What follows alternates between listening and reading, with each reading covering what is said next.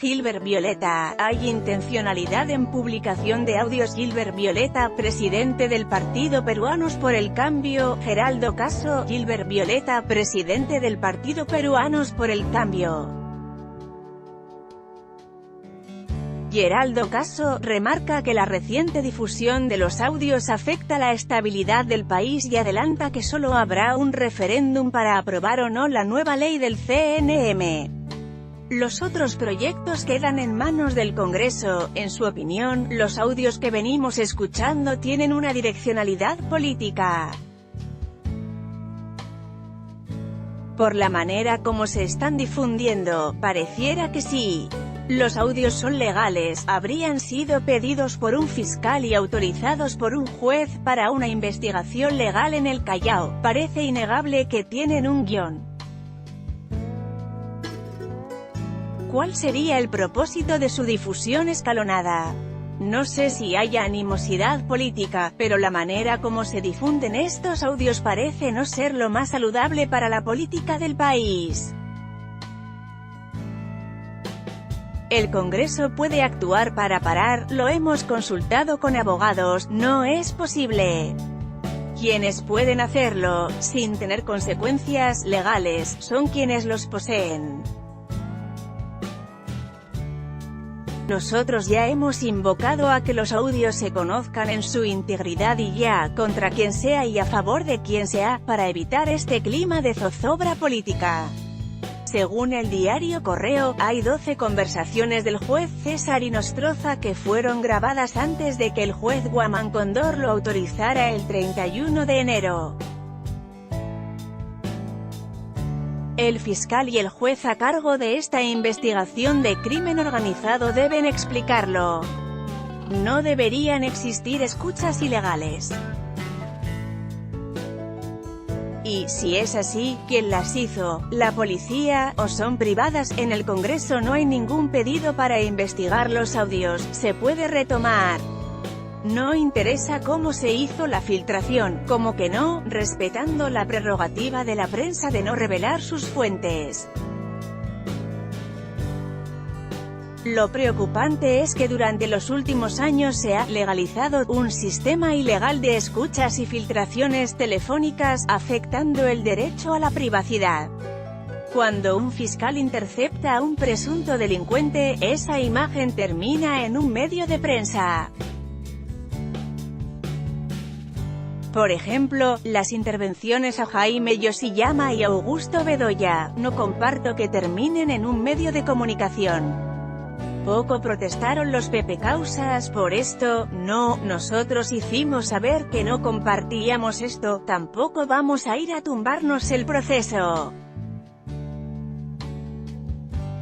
En su opinión, ¿cuál es la relación entre el ex vocal supremo César Inostroza y la mafia de Caracol? Entiendo que, al investigarse el crimen organizado, una de las eventuales aristas o tentáculos de la organización habría llegado a ese nivel: jueces, fiscales, altos funcionarios. Pero no conocemos todos los audios de lo publicado, ningún audio de Inostroza habla en particular del caso Caracol. No sabemos si está saliendo la parte vinculada a políticos, a magistrados supremos y que pueda haber otros audios que son reservados. ¿Puede un país democrático estar al vaivén de una institución, respetable por cierto, como IDLI, de ninguna ONG, medio de comunicación o institución en particular? Por eso, insisto en que deberían conocerse por el bien de la estabilidad del país. Todo indica que hay intencionalidad en su publicación, no compartimos esto. Martín Vizcarra ha sido mencionado 3 veces, hasta que le gusta el ron Zacapa, pero, ¿quién habla? El señor Ríos con un lenguaje bien sui generis, no tiene ninguna credibilidad. Los fujimoristas quieren citar al presidente, es una maniobra para distraer la atención, lo escuchado no justifica llevarlo al Congreso. Pero usted penaliza tanto al fiscal de la Nación, Pedro Chávarri, pidiendo que renuncie. Él dijo que no conocía a Inostroza, declaró que no era un amigo íntimo, pero resulta que le organizaba reuniones para manejo de imagen. El fiscal Pablo Sánchez pagó 17.000 soles para lo mismo. Chávarri no tenía que negar reuniones con periodistas, con vocales supremos. No es un delito, el fiscal de la Nación debe ser incuestionable. Luego reconoció que no dijo toda la verdad sobre Inostroza, dijo que apenas lo conocía.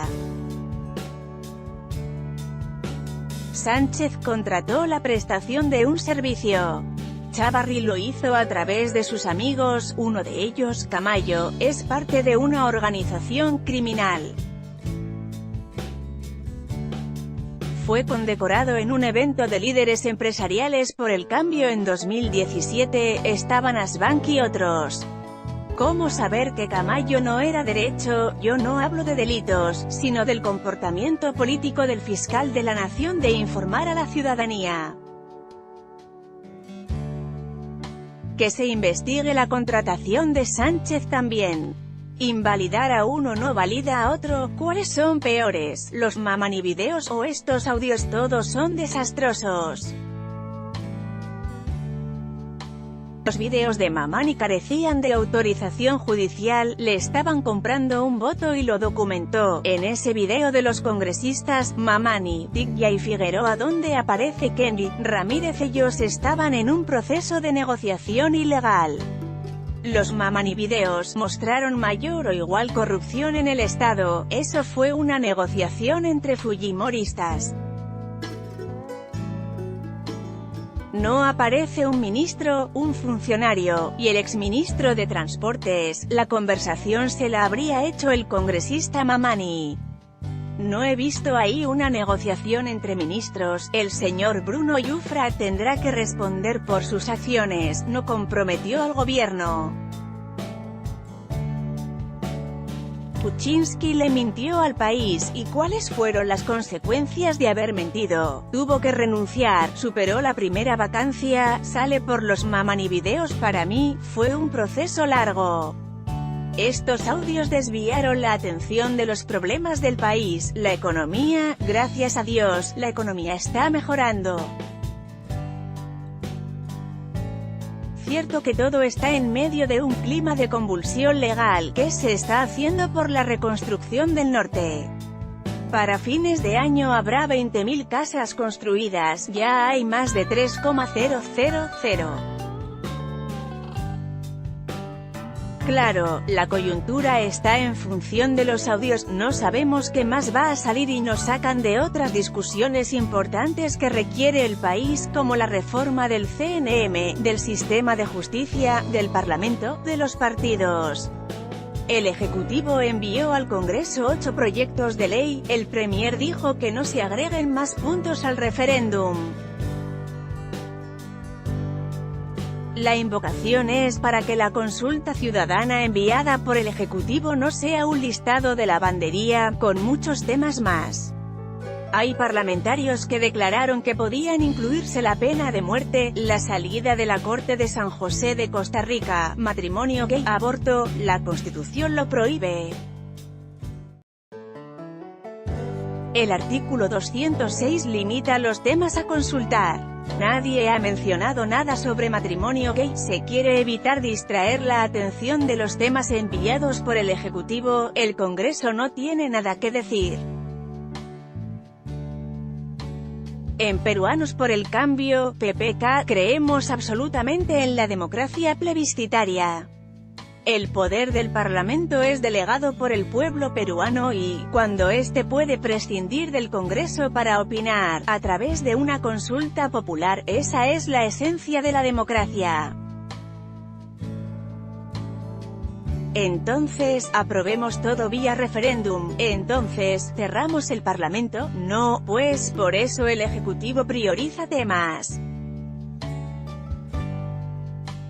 ¿Cuáles? Los que tienen que ver con la reforma del sistema judicial y el político.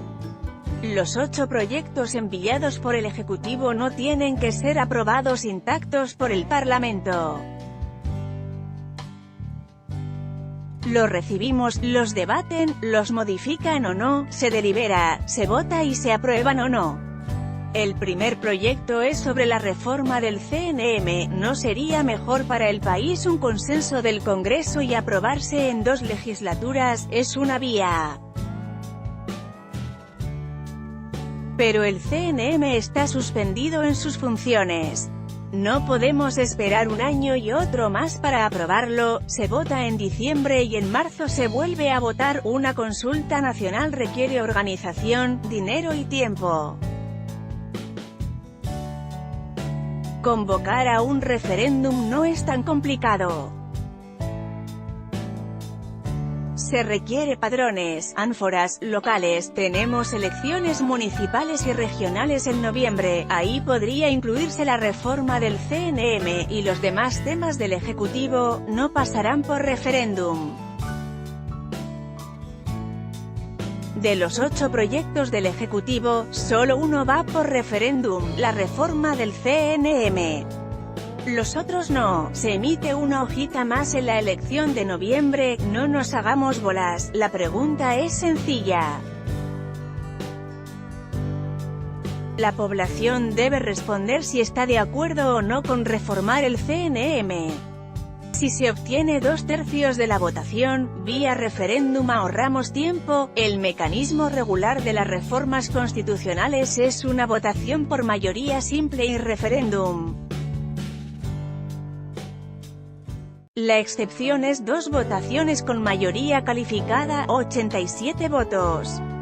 Si no se llega a los 67 votos, no hay referéndum. Sí, pues, se descarta el proyecto y tendremos que asumir el costo político.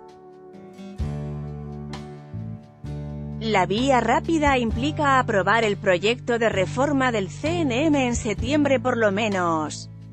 En diciembre habría un resultado. La vía de 2/3 del Parlamento sería en marzo. La Comisión de Constitución ya tiene un predictamen sobre el CNM, se discutió a lo largo del último año. Se pasaría al voto en el Pleno incorporando las modificaciones propuestas por el Ejecutivo, tomaría 2 semanas, quedaría expedito para ir a referéndum. Hay consenso en que permanezca el CNM, sí, también que haya un régimen meritocrático, de mejor calificación de magistrados, modificaciones de las funciones pequeñitas. Básicamente, la discusión es quién nombra o cómo se propone a los miembros. El otro proyecto es la creación del Consejo para la Reforma del Sistema de Justicia, liderado por el presidente. Pero la Constitución señala que las reformas constitucionales las hace el Parlamento, el presidente no lidera. El Ejecutivo puede formar grupos de estudio de reformas o de seguimiento, como se hizo con el Código Penal, tiene iniciativa legislativa. Efectivamente, las reformas las aprueba el Parlamento, ese Consejo propone iniciativas, las aprueban en el Consejo de Ministros y se manda al Parlamento como proyecto de ley. Y el proyecto de Autoridad Nacional de Integridad y Control en el Ministerio Público, ¿qué implica? Se crea una autoridad para el PJ y otra para el MP que se involucra con el tema administrativo o de funciones, no ingiere en los procesos. Por ejemplo, ¿por qué se gastó tal cantidad o se realizaron tales compras? La autoridad la designa una comisión, es un órgano de control interno pero desde fuera, no hay autonomía de poderes. Los poderes son autónomos, no hay intromisión, pero estos requieren pesos y contrapesos. Se está reformando la OCMA, son 2 zares, es parte de las reformas que se requieren. El Tribunal Constitucional pasa, viola, es que no tiene OCMA. Adicionalmente, hay un proyecto de ley de transparencia, para que todas las instancias judiciales publiquen sus resoluciones, hojas de vida, etc. También está el proyecto de reforma de la Ley Orgánica del Ministerio Público, para crear un fiscal y una Fiscalía Suprema Anticorrupción. ¿No es demasiado rápido plantear 8 proyectos de ley de tal envergadura en tan poco tiempo? Es parte de la reforma y serán discutidos en el Parlamento. Estas iniciativas no son de hoy. Muchas vienen del plan de reforma del sistema de justicia de hace 15 años. La reforma quedó trunca, han hecho un copy-paste de proyectos antiguos, no, se elaboraron en el Ministerio de Justicia, se pueden debatir y modificar en el Congreso.